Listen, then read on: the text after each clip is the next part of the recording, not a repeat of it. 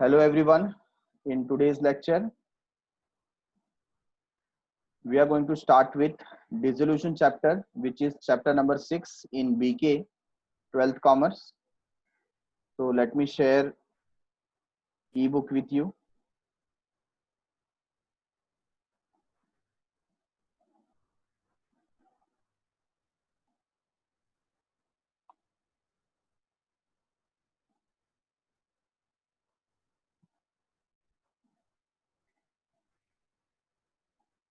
Name of chapter is Dissolution of Partnership.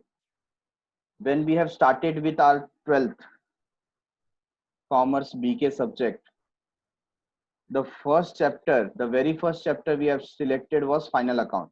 और final account जब हमने लिया, क्यों लिया? क्योंकि 11th स्टैंडर्ड में already you people have done this chapter. ठीक है, तो हमने उसी को कंटिन्यू किया 12th स्टैंडर्ड में और हमने देखा कि 12th स्टैंडर्ड का जो फाइनल अकाउंट है it is totally based upon partnership. Final account partnership का है, तो हम वहां पर देख रहे थे एक पार्टनरशिप कैसा वर्क करता है और उसका कैसे अकाउंट्स को फाइनलाइज किया जाता है, जिसमें क्या क्या हम प्रिपेयर करते हैं. ट्रेडिंग अकाउंट प्रिपेयर करते हैं, प्रॉफिट एंड लॉस अकाउंट भी prepare, and we also prepare partners capital account और current account, and at the last one statement known as balance sheet. ठीक है ना, तो ये हम प्रिपेयर करते हैं. बट ऐसे सर्कमस्टेंसेस का क्या, जब हमारा बिजनेस क्लोज डाउन हो जाता है, जब पार्टनरशिप ब्रेक हो जाती है, जब हमारा फर्म वाइंड अप हो जाता है, क्लोज हो जाता है, शटर डाउन हो जाता है, लिक्विडेट हो जाता है, तो ऐसे केसेस में हमको हमारा जो अकाउंटिंग ट्रीटमेंट है क्या उसे चेंज करना पड़ेगा? क्या उसका कोई और तरीका है?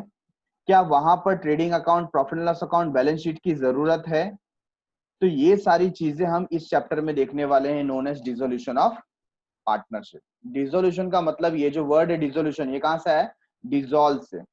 मतलब क्या हो रहा है यहाँ पर? हमारा जो फर्म बंद हो रहा है, डिसॉल्व हो रहा है, क्लोज हो रहा है, वाइंड अप हो रहा है, लिक्विडेट हो रहा है, और ऐसे केस में हमारे जो पार्टनर्स हैं अब क्या करेंगे?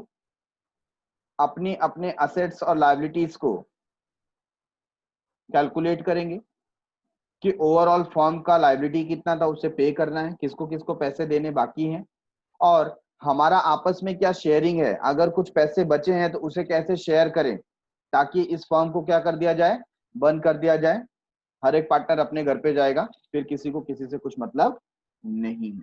बट ये जो पूरा क्लोजिंग का प्रोसीजर है, ये कैसे होने वाला है, इसका ट्रीटमेंट क्या होगा, ये हम कहाँ देख रहे हैं? इस चैप्टर में देख रहे हैं, known as dissolution of partnership. तो let us check the reason for the same, why we want to dissolve. तो इंट्रोडक्शन में देखो क्या दिया गया है. Dissolution means to wind up. Dissolution का मतलब क्या हो जाता है? Wind up. वाइंड अप मतलब बंद कर देना और close down. When a business relations among the partner is in a partnership firm comes to an end, मतलब उनका जो बिजनेस रिलेशन था वो क्या हो गया? एंड पे आ गया, खत्म होने को आ गया. एज डिसोल्यूशन ऑफ पार्टनरशिप, तो उसे हम डिसोल्यूशन ऑफ पार्टनरशिप बोलते हैं. When one or more partner or partners take decision to close the partnership firm, it is known as dissolution of partnership. जब कोई एक व्यक्ति, हमने ये ओसी के अंदर भी पढ़ा हुआ है, हमने पढ़ा हुआ है कि जहां पे पार्टनरशिप फर्म होता है, अगर उन्हें उसको क्लोज करना है तो वहां पर 14 डेज की नोटिस देनी पड़ती है. राइट है? तो एक पार्टनर 14 डेज की नोटिस दे करके पार्टनरशिप को क्या कर सकता है? डिसॉल्व कर सकता है. तो सिमिलरली यहाँ पर वही लिखा है, when all partners decide to discontinue from partnership firm it result into dissolution of partnership. तो वो डिसकंटिन्यू करना चाहते हैं तो पार्टनरशिप को क्या कर दिया जाएगा? बंद कर दिया जाएगा, डिसॉल्व कर दिया जाएगा. The relationship between the partners is referred to as partnership. इनके बीच में जो रिलेशन होता है उसे ही पार्टनरशिप बोला जाता है. While all the partners collectively are called firm. और पूरे जो पार्टनर्स हैं उनको टोटली हम क्या बोलते हैं? फर्म बोलते हैं. Dissolution of a firm is different from dissolution of partnership. तो फर्म का डिसोल्यूशन पार्टनरशिप के डिसोल्यूशन से अलग हो सकता है ना. Suppose partner A B C है, अब इसमें से सी के साथ किसी का जमता नहीं है, तो हम क्या कर सकते हैं? सी को निकाल करके भी कंटिन्यू कर सकते हैं, तो उसको हम बोलेंगे डिसोल्यूशन ऑफ पार्टनरशिप. ठीक है ना. तो यहाँ पर क्या बता दिए? While all the partners collectively are called as firm. सारे पार्टनर को मिला करके क्या बोला जाता है? फर्म बोला जाता है. ठीक है. Dissolution of a firm is different from dissolution of partnership. तो फर्म का डिसॉल्व होना पार्टनरशिप के डिसॉल्व होने से अलग होता है। In short, dissolution of a partnership में not include dissolution of firm. मतलब डिसोल्यूशन ऑफ पार्टनरशिप होगा, इसका ये मतलब है नहीं कि फर्म भी डिसॉल्व हो जाए, है ना। पार्टनरशिप डिसॉल्व हुआ मतलब कोई एक पार्टनर को हम निकाल करके कोई थर्ड पार्टनर भी हम रख सकते हैं, वो पार्टनरशिप का डिसोल्यूशन हो गया। बट जब हम फर्म की बात करते हैं तो पूरा का पूरा फर्म बंद कर रहे हैं हम लोग, ठीक है। But dissolution of the firm means dissolution of partnership firm. अच्छा, फर्म ही बंद हो जाएगा तो पार्टनरशिप चलेगा क्या? नहीं, ठीक है ना। पार्टनरशिप बंद हो गया तो भी फर्म चलेगा, क्यों? पार्टनर्स चेंज हो सकते हैं। लेकिन फर्म ही बंद हो जाएगा तो पार्टनरशिप रन करेगा क्या? नहीं हो सकता, क्योंकि वो इंक्लूसिव है ना। पार्टनर से ही मिलकर तो क्या बनता है? फर्म बनता है। और फर्म ही चला गया तो पार्टनरशिप रहेगा क्या? नहीं रहेगा, ठीक है। Meaning and definition. In legal terms dissolution has multiple meaning. According to law जाए तो इसके बहुत सारे मीनिंग आते हैं। A word dissolution comes from the Latin word dissolution. मतलब दोनों सेम है, लैटिन में भी उसे डिसोल्यूशन ही बोलते हैं, जिसका मतलब होता है अ डिसॉल्विंग ऑफ समथिंग, किसी चीज का डिसॉल्व होना, ठीक है। Dissolution is the last stage of closure of business. Business के क्लोज होने का जो लास्ट स्टेज होता है उसे हम क्या बोलते हैं? डिसोल्यूशन बोलते हैं, ठीक है। तो इसका देखो डेफिनेशन अलग अलग जगह पर डिफरेंट डिफरेंट हमें दिया हुआ है। इंडियन पार्टनरशिप एक्ट 1932 सेक्शन 39 क्या बोलता है?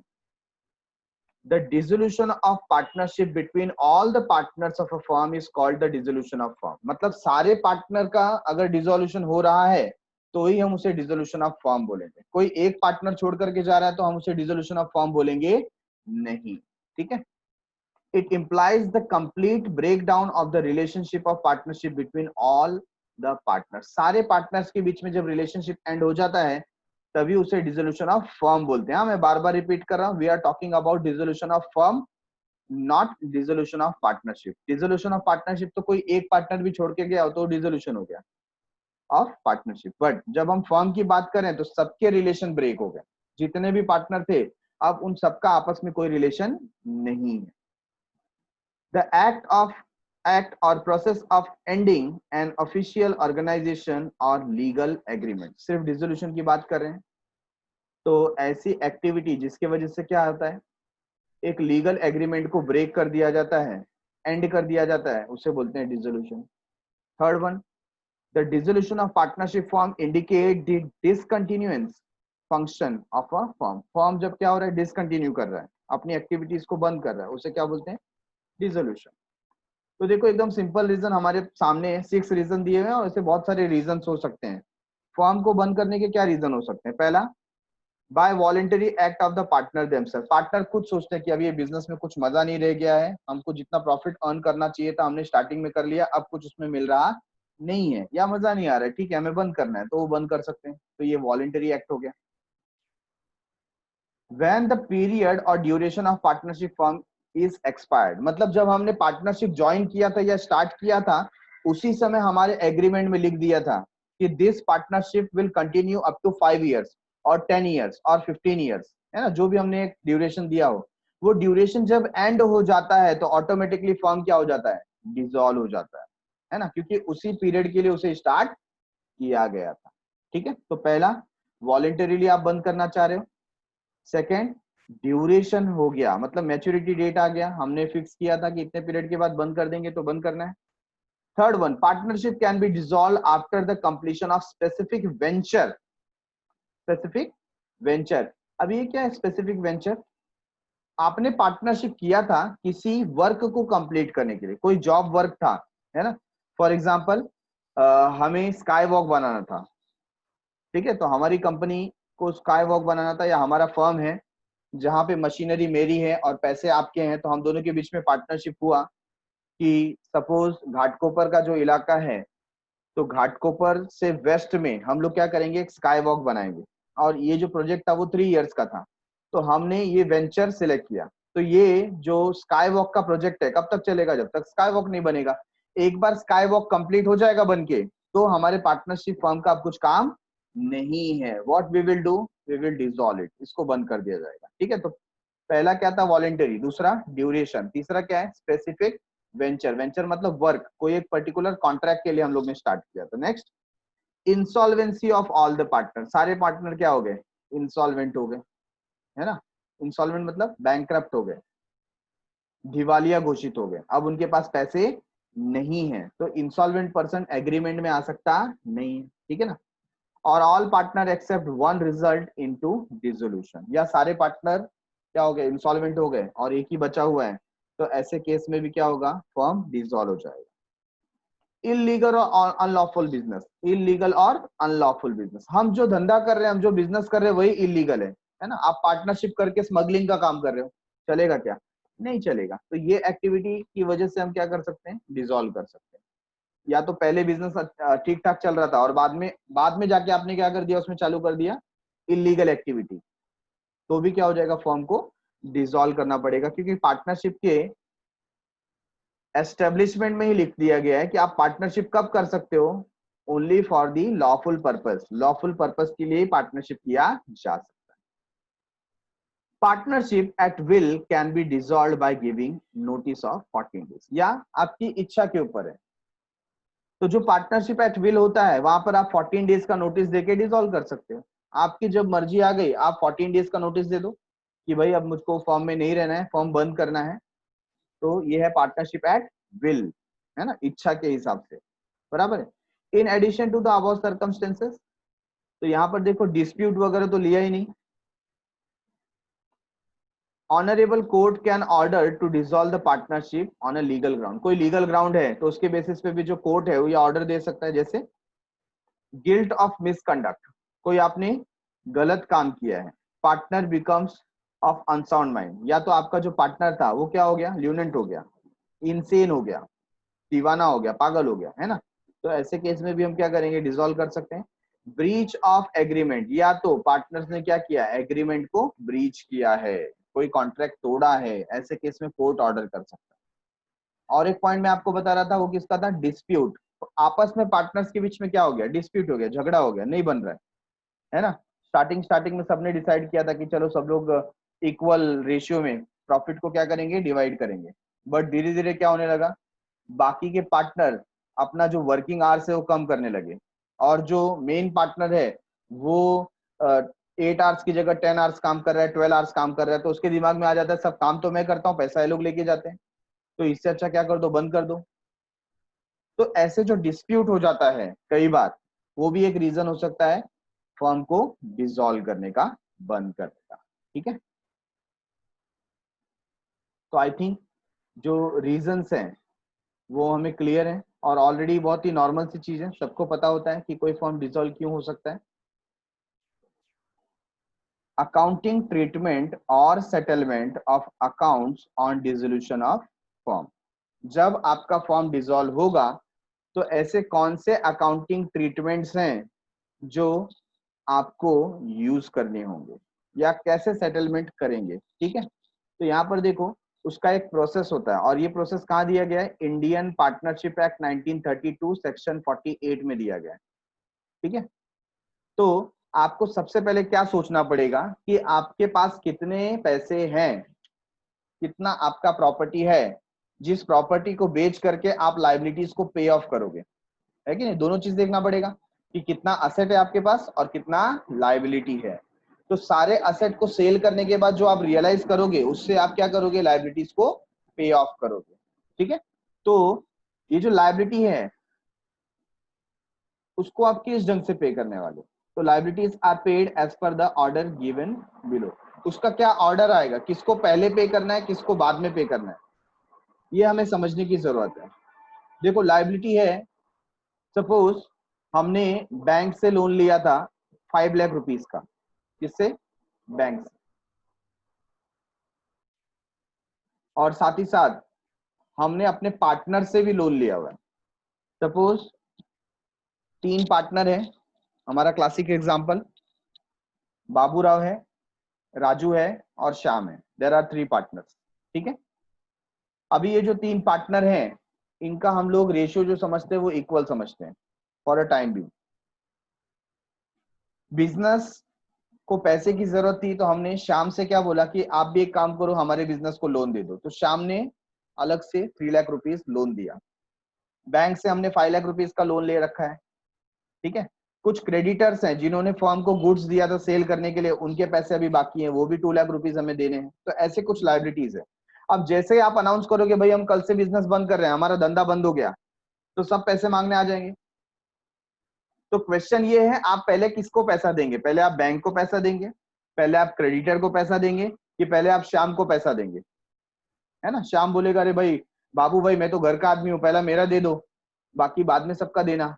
बैंक वाला बोलेगा नहीं, पहले आपको बाहर वालों का देना चाहिए। क्रेडिटर्स बोलेंगे अरे जिससे पहले माल खरीदा पहले उसका तो पैसा दो, बाकी बाद में देना। बराबर है।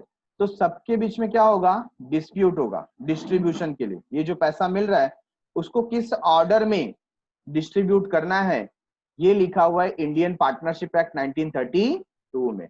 तो लायबिलिटी को कैसे पे करना है, तो ये ऑर्डर देखो कैसा है।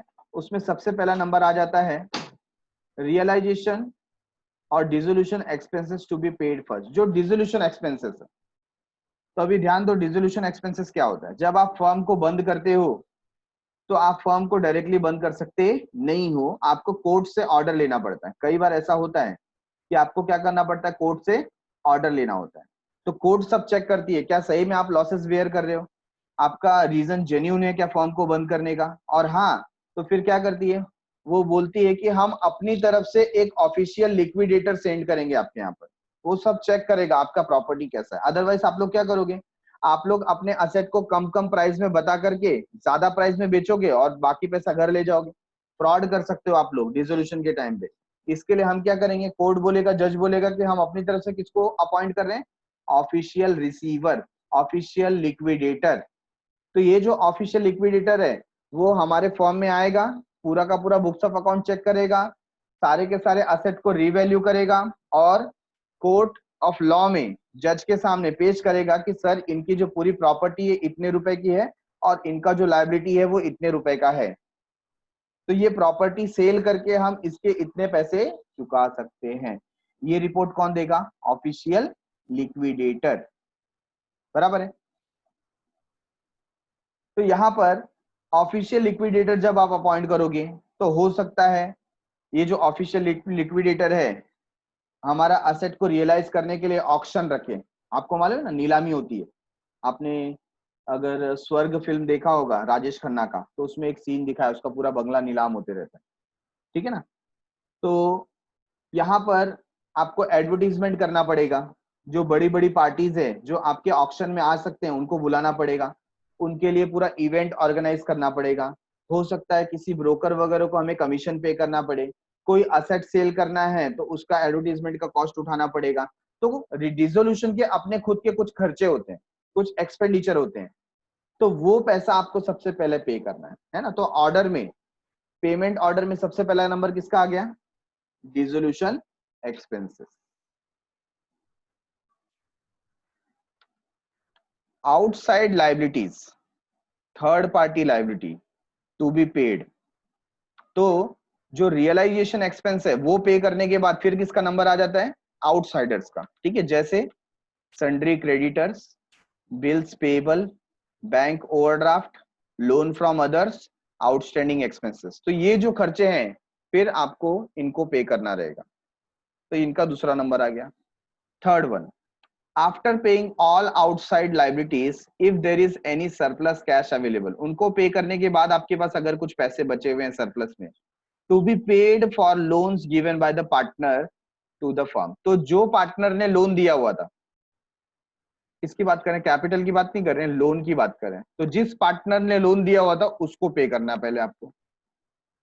If all the partners loan are not fully repaid due to insufficient fund, they are entitled to share proportionately. अगर पैसे कम पड़ रहे हैं तो इनको अपने लोन के प्रपोर्शन के हिसाब से वो पैसा लेना पड़ेगा। जो भी पैसा बचा हुआ है उसको उसी रेशियो में डिवाइड करना पड़ेगा जिस रेशियो में उनका लोन का अमाउंट था।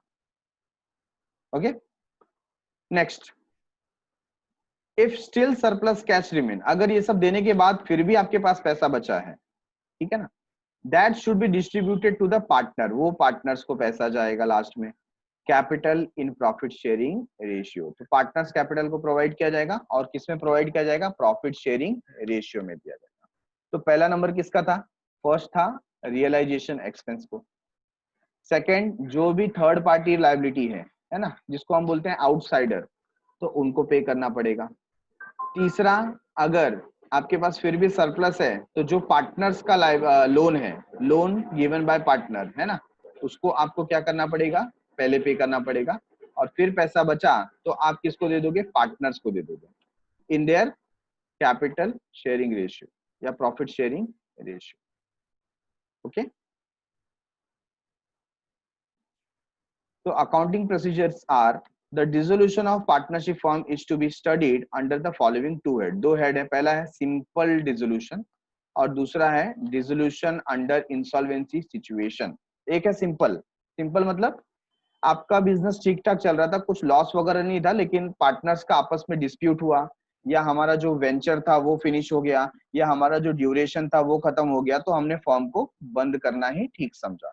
मतलब पार्टनरशिप फर्म में कोई लॉस नहीं था, वी वर नॉट इंसॉल्वेंट, हम इंसॉल्वेंट नहीं थे, तो इसे हम क्या बोलेंगे, इसे हम बोलेंगे सिंपल डिसोल्यूशन। क्या बोलेंगे, सिंपल डिसोल्यूशन। दूसरा केस कौन सा है, दूसरा है कि जहां पर हम सारे पार्टनर्स या उसमें से कोई एक पार्टनर क्या हो गया, इंसॉल्वेंट हो गया, और उसकी वजह से फर्म को क्या करना पड़ा, बंद करना पड़ा। ये दूसरा उसका प्रोसीजर होगा।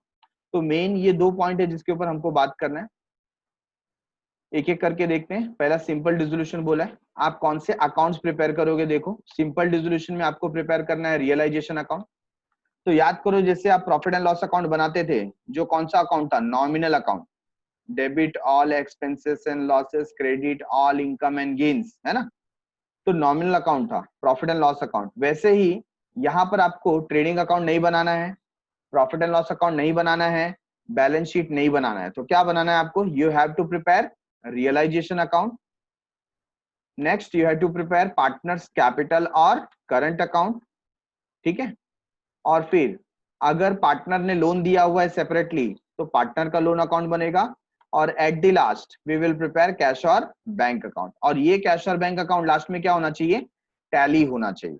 अगर कैश और बैंक अकाउंट टैली नहीं हुआ, that means you are making mistake somewhere, ठीक है, you are making somewhere any kind of mistake. We have seen here what accounts needs to be prepared: realization account, partners capital or current account, and at the last we have to prepare cash or bank account. And now we are watching accounting entries to close the books of account. अगर आप books of account को close कर रहे हैं, close क्यों कर रहे हैं, because there is dissolution of firm, firm dissolve हो रहा है, तो obviously आप इसको कंटिन्यू नहीं कर सकते, कंटिन्यू नहीं कर सकते तो आपको अब बुक्स को क्या करना पड़ेगा, क्लोज करना पड़ेगा। कौन से बुक्स की बात कर रहे हैं, बुक्स ऑफ अकाउंट्स, उसको क्लोज करना है। तो सबसे पहले क्लोज करने के लिए what you will do, you will start transferring all the assets and liabilities, you will start transferring all the assets and liabilities, you will start from asset से आप start करेंगे, ठीक है।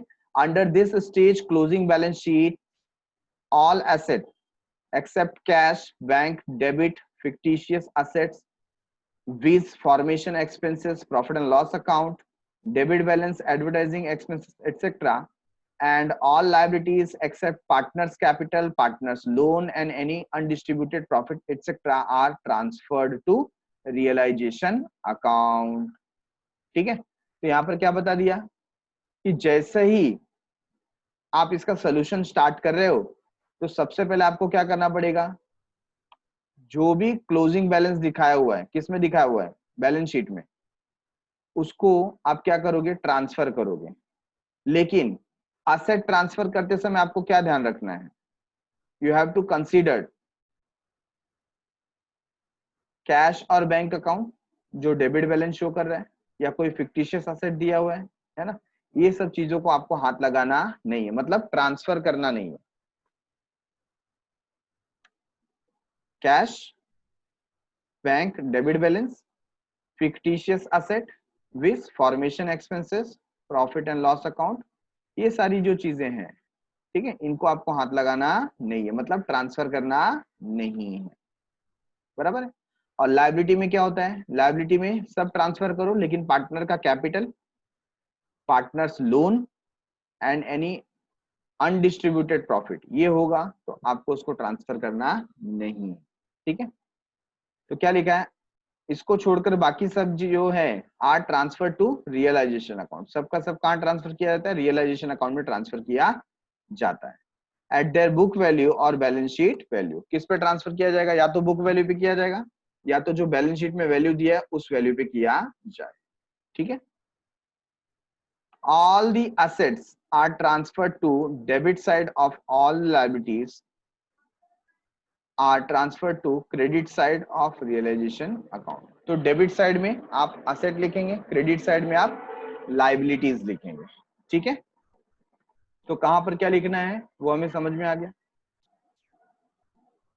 देखो ट्रांसफर स्टेज में क्या होता है, क्लियर कट, अगर मैं आपको एक बैलेंस शीट शो करूं,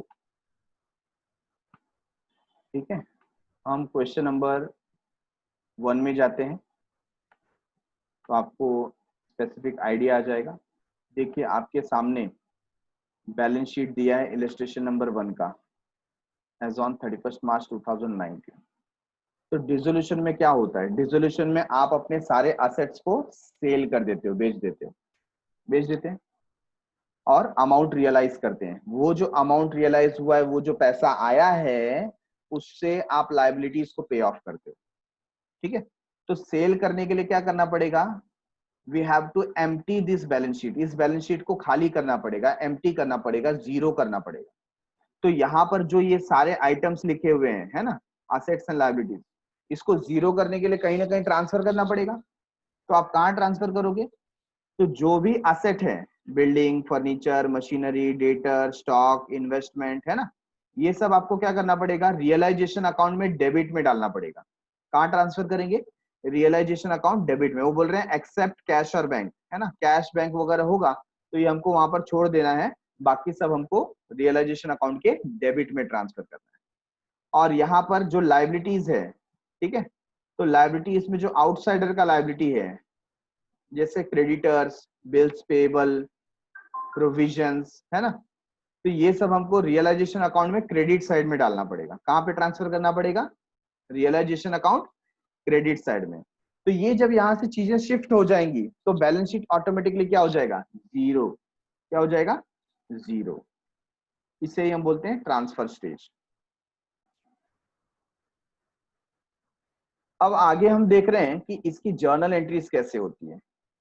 what we are looking for, we are looking for journal entries. क्या बता रहा है कि जब आप ट्रांसफर स्टेज में हो, तो मैंने देखो अभी अभी आपको एक बैलेंस शीट शो किया कि सारे असेट्स को आपको ट्रांसफर करना है, कहां ट्रांसफर करना है, रियलाइजेशन अकाउंट में डेबिट साइड। सारे लायबिलिटीज को आपको ट्रांसफर करना है, कहां ट्रांसफर करना है, रियलाइजेशन अकाउंट में क्रेडिट साइड में। तो उसकी जो जर्नल एंट्री है वो कैसी होगी, तो पहला देखो, journal entry number 1 for transferring asset to realisation account, ये आपको अपने नोटबुक में लिखना है। ठीक है, जैसे यहाँ पर लिखा हुआ है जिस फॉर्मेट में, उस फॉर्मेट में आपको अपने नोटबुक में सेपरेटली लिखना है। और यही बेस एंट्रीज हैं। ये एंट्रीज अगर आपको एक बार आ गई तो आपको आगे कुछ प्रॉब्लम आएगा नहीं। तो आप असेट को कैसे ट्रांसफर करेंगे, आप असेट को कहाँ ट्रांसफर कर रहे हैं, आप असेट को ट्रांसफर कर रहे हैं रियलाइजेशन के डेबिट में, तो आप लिखेंगे रियलाइजेशन अकाउंट डेबिट साइड। ठीक है, रियलाइजेशन अकाउंट डेबिट साइड। और खासकर ध्यान रखना है आपको विथ द बुक वैल्यू और बैलेंस शीट वैल्यू, आपको कौन सा वैल्यू लिखना है, बुक वैल्यू। तो आपको ना दो वैल्यू दिया रहेगा, कितने वैल्यू दिए रहेंगे, टू वैल्यूज। तो आपको उसमें से कौन सा वैल्यू लेना है, बुक वैल्यू लेना है। ठीक है, देखिए ये जो बैलेंस शीट आपके सामने है, उस बैलेंस शीट के अंदर कुछ वैल्यू दिया हुआ है और उसके नीचे कुछ एडजस्टमेंट है, उस एडजस्टमेंट में कुछ वैल्यू दिया है। ठीक है, मैं एग्जांपल ले लेता हूं यहाँ पर बिल्डिंग का। बिल्डिंग आप देख रहे हैं, बिल्डिंग का अमाउंट कितना दिया हुआ है, 60,000। और आप एडजस्टमेंट में देखेंगे तो एडजस्टमेंट में बिल्डिंग का अमाउंट कितना दिया है, 28,000। राइट है, तो हमें बिल्डिंग का दो अमाउंट दिया हुआ है, एक तो 60,000 एंड अनदर वन इज 28,000। तो हम कौन सा वैल्यू ट्रांसफर करेंगे, हमारा जो फर्स्ट एंट्री होगा ट्रांसफर का, when we are transferring this thing into realisation account, which value we should take. तो यहाँ पर लिखा है विथ द बुक वैल्यू और बैलेंस शीट वैल्यू, मतलब जो बुक वैल्यू है या बैलेंस शीट में जो वैल्यू लिखा है वही वैल्यू हमको यहाँ पर लाना है। तो करेक्ट आंसर इज 60,000, है ना। एडजस्टमेंट वैल्यू बुक वैल्यू नहीं होता, बुक वैल्यू मतलब जो बुक में लिखा होता है, जो बैलेंस शीट में लिखा होता है, और बैलेंस शीट में कितना लिखा है 60,000। तो आवर 60,000 इज करेक्ट आंसर, बराबर है। वो यहाँ पर आपको लिखना है, कब लिखना है, when you are transferring it. कहां से कहां ट्रांसफर कर रहे हैं, you are transferring it from balance sheet towards realisation account, ठीक है। तो आप कहां ट्रांसफर कर रहे हो, रियलाइजेशन के डेबिट में ट्रांसफर कर रहे हो। अच्छा, फिर क्या लिखेंगे, to asset account individually. Individually मतलब एक एक करके आपको असेट लिखना है, आपको एक एक करके एसेट्स लिखना है, ठीक है। कि सर ये असेट अकाउंट यहाँ पर क्रेडिट किया हुआ है, but asset shows debit balance, ये हमको पता है। असेट हमेशा क्या शो करता है, डेबिट बैलेंस शो करता है। तो सर यहाँ पर क्रेडिट क्यों लिखा हुआ है, ऐसा क्वेश्चन आ सकता है आपके माइंड में, है ना। हमने जब भी असेट को देखा है तो कहाँ देखा है, डेबिट में देखा। तो यहाँ पर असेट क्रेडिट में क्यों आया, तो यहाँ पर असेट को क्रेडिट क्यों किया गया है, क्योंकि असेट बैलेंस शीट से जा रहा है, कहाँ जा रहा है, रियलाइजेशन में जा रहा है। क्यों जा रहा है, सेल करने के लिए जा रहा है, क्योंकि अभी हमको उस असेट का कुछ काम नहीं है, उसे हम क्या कर देंगे, सेल कर देंगे, ठीक है ना। इसके लिए असेट को यहाँ पर ट्रांसफर करने के लिए क्या किया गया है, क्रेडिट किया गया। इनडायरेक्टली हम ऐसा बोल सकते हैं कि बैलेंस शीट में असेट कहां पर था, असेट साइड में था। तो वहां से जब हमको निकालना है तो हमें उसे क्या करना पड़ेगा, क्रेडिट करना पड़ेगा। क्या करना पड़ेगा, क्रेडिट करना पड़ेगा, ठीक है। ऐसे ही जैसे आपने असेट का किया वैसे आप किसका करोगे, लायबिलिटीज का। तो एक एक लायबिलिटी देखो। नेक्स्ट एंट्री कौन सी है, transferring liabilities to realisation account. तो उसमें क्या होगा, sundry creditor, bills payable, bank overdraft, outsider का लोन, आउटस्टैंडिंग एक्सपेंसेस, ये सब हमें ट्रांसफर करना पड़ेगा रियलाइजेशन में। तो रियलाइजेशन क्या हो जाएगा, क्रेडिट हो जाएगा यहाँ पर, ठीक है। तो लायबिलिटी शोज क्रेडिट बैलेंस, ऐसे तो लायबिलिटी क्रेडिट बैलेंस शो होता है, लेकिन हम वहां से उसको निकाल रहे हैं। तो किसी भी लायबिलिटी को जीरो करने के लिए उसको क्या करना पड़ता है, डेबिट करना पड़ता है। तो यहाँ पर हमने सारी लायबिलिटीज को क्या कर दिया, डेबिट कर दिया। हम उसे बैलेंस शीट से निकाल करके कहाँ ट्रांसफर कर रहे हैं, we are transferring it to realisation account, realisation में अकाउंट में ट्रांसफर कर, ठीक है। तो पहली एंट्री क्या हो गई, असेट ट्रांसफर की, रियलाइजेशन टू असेट अकाउंट। दूसरी एंट्री लायबिलिटी ट्रांसफर कर रहे हैं, all outsiders liability to realisation account. जितने भी आउटसाइडर की लायबिलिटी, पार्टनर की लायबिलिटी की बात नहीं कर रहे हैं, ओनली आउटसाइडर लायबिलिटी, ठीक है ना, वो सब हम डेबिट कर देंगे, रियलाइजेशन अकाउंट क्रेडिट कर देंगे। Number 3 is transfer of provision against closing asset. कोई भी क्लोजिंग असेट के अगेंस्ट में अगर प्रोविजन बनाया गया है, ठीक है ना, जैसे देखो क्या क्या प्रोविजन हो सकते हैं, provision for doubtful debt, provision for discount, provision for depreciation, contingencies reserve, joint life policy reserve, investment fluctuation account. ये कोई भी यहाँ पर हमने क्या बना के रखा है, रिजर्व बना के रखा है या प्रोविजन बना करके रखा है। तो ये भी हमें क्या करना है, ट्रांसफर करना है। कहाँ ट्रांसफर करना है, रियलाइजेशन में ट्रांसफर करना है। तो ऊपर जो एंट्री हमने देखी वैसे सिमिलर एंट्री आ जाएगी, है ना, जैसे हमने लायबिलिटीज ट्रांसफर किया। तो ये भी हमारे लिए क्या है, प्रोविजन भी एक टाइप की लायबिलिटीज है। तो इसी भी सिमिलर वे में हम ट्रांसफर करेंगे, okay. Next one, transfer of accumulated profit and reserve. कुछ पैसे आपने जमा करके रखे थे, ठीक है ना, एक्यूमुलेटेड प्रॉफिट। ये एक्चुअली प्रॉफिट देना किसको होता है, ये प्रॉफिट के ऊपर पार्टनर्स का अधिकार था, लेकिन हमने रिटेन किया। क्या किया, रिटेन किया। अब रिटेन किया तो वो हमारे बैलेंस शीट में दिख रहा है, जैसे जनरल रिजर्व, जैसे रिजर्व फंड, जैसे प्रॉफिट एंड लॉस अकाउंट, है ना। तो ये पैसे कुछ हमने जमा करके रखे थे, एक्चुअली किसके थे, पार्टनर्स के थे। तो आज जब बिजनेस बंद हो रहा है तो ये पैसे किसके पास जाने चाहिए, ये पैसे जाने चाहिए पार्टनर्स के पास। तो हम क्या करेंगे, पार्टनर्स के अकाउंट को क्रेडिट कर देंगे। तो चाहे वो कैपिटल अकाउंट दिया हो या करंट अकाउंट दिया हो, वहां पर हम क्रेडिट में इसको ट्रांसफर करें। ठीक है, लिसन वंस अगेन, पुनः एकदा ऐका, फिर से सुनो। Transfer of accumulated profit and reserve, जो एक्यूमुलेटेड प्रॉफिट है, जमा किया हुआ प्रॉफिट है, प्लॉगिंग बैक ऑफ प्रॉफिट है, रिटेन्ड अर्निंग है, रिजर्व्स है, सेविंग्स है, ये सेविंग्स एक्चुअली किसको जाना चाहिए था? पार्टनर्स को जाना चाहिए था। तो हम इन सबको डेबिट कर देंगे और पार्टनर का अकाउंट क्रेडिट कर देंगे, मतलब हम उनके अकाउंट में दे रहे हैं। ठीक है, और इसका उल्टा लॉस, अगर कोई एक्यूमुलेटेड लॉस है, एक्यूमुलेटेड लॉस है, तो वो पार्टनर्स के अकाउंट में क्या हो जाएगा? डेबिट हो जाएगा। ठीक है, तो यहाँ पर देखो profit and loss debit balance दिया है, या कोई एडवर्टाइजिंग सस्पेंस अकाउंट वगैरह दिया हुआ है, या प्रॉफिट एंड लॉस अकाउंट का डेबिट बैलेंस दिया हुआ है, तो ये हमारे लिए क्या है? Accumulated loss. और ये लॉस हम किसको दे देंगे? पार्टनर्स को दे देंगे, उनका अकाउंट डेबिट कर दिया जाएगा।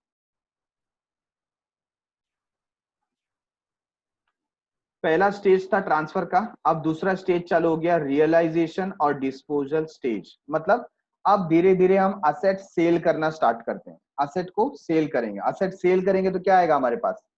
उसका रियलाइजिंग अमाउंट आएगा, कैश आएगा, या तो चेक मिलेगा, जो भी पैसा आ रहा है।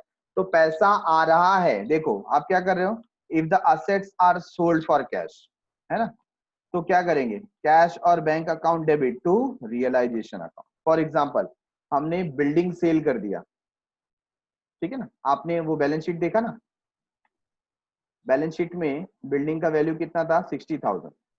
कितना था बैलेंस शीट का वैल्यू? 60,000। ठीक है, और देखो एडजस्टमेंट में क्या लिखा है? असेट रियलाइज, मतलब बेच करके क्या पैसा मिला? बिल्डिंग सेल करके हमको मिला 28,000। बिल्डिंग सेल करके कितना मिला? 28,000। तो मुझे बताओ, ये जो बिल्डिंग सेल किया है उसका एंट्री क्या आएगा? यस, तो किसी ने बोला cash account debit to building account, तो वो तब ट्रू होता जब मैं फाइनल अकाउंट का सम कर रहा होता या कोई नॉर्मल सिचुएशन होती। But this situation is not normal. हमारा books of accounting accounting treatment change हो चुका है। Now we are in dissolution, और हमको सारे असेट ट्रांसफर करने थे। अब आप अपनी जो बिल्डिंग है वो ट्रांसफर कर चुके हो, कहां पे ट्रांसफर कर चुके हो? रियलाइजेशन में। अब जब आप उसको क्या करोगे? सेल करोगे, तो you can not right building. क्यों? क्योंकि आप बिल्डिंग को जीरो कर चुके हो। याद है ना, असेट में था तो असेट शोज डेबिट बैलेंस, तो बिल्डिंग डेबिट में 60,000 शो कर रहा था, और जब आपने ट्रांसफर किया तो आपने बिल्डिंग को 60,000 से क्रेडिट कर दिया, मतलब आपने उसे जीरो कर दिया। तो अब बिल्डिंग जैसा कोई अकाउंट है नहीं। तो आप वहां पर कैश और bank account debit to building account नहीं लिख सकते। आपको क्या लिखना पड़ेगा? कैश और bank account debit to realisation account. क्या लिखना पड़ेगा? कैश और bank account debit to realisation account.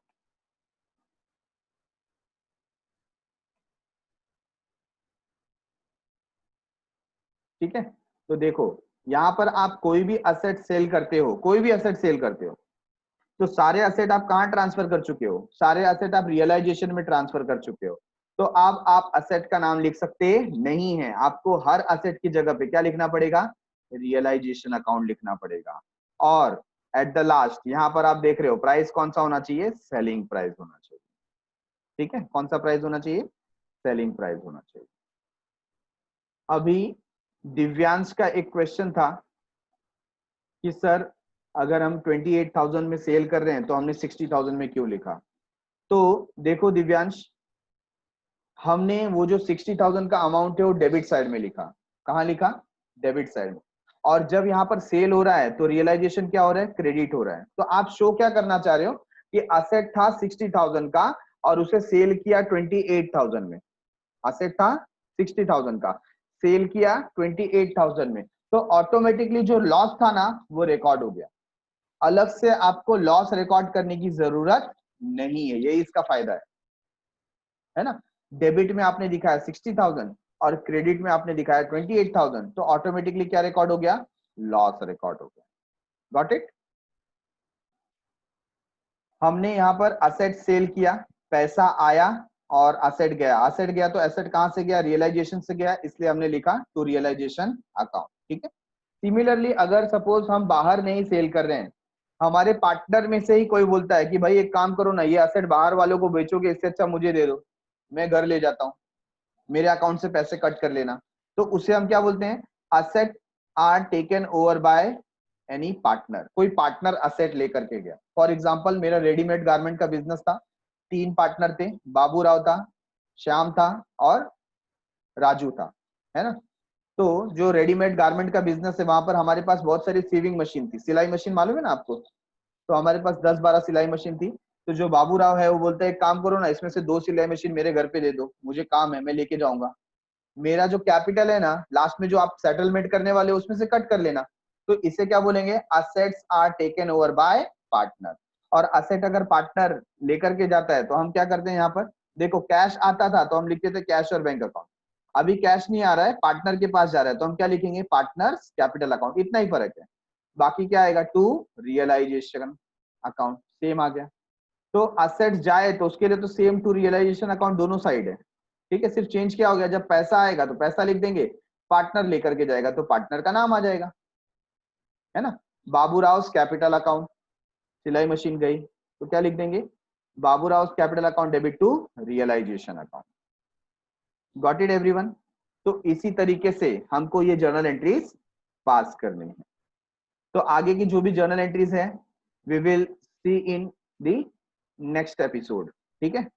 तो मेरे साथ बने रहिए और फॉलो कीजिए बीके के लेक्चर्स को। Thanks a lot, bye bye.